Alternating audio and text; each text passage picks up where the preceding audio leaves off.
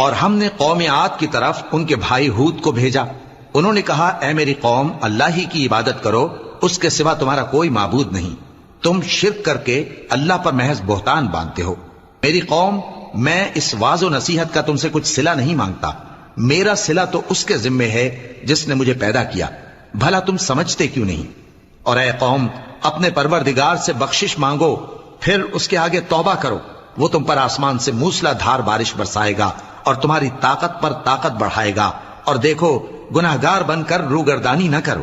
وہ بولے ہود، تم ہمارے پاس کوئی دلیل ظاہر نہیں لائے، اور ہم صرف تمہارے کہنے سے نہ اپنے معبودوں کو چھوڑنے والے ہیں اور نہ تم پر ایمان لانے والے ہیں.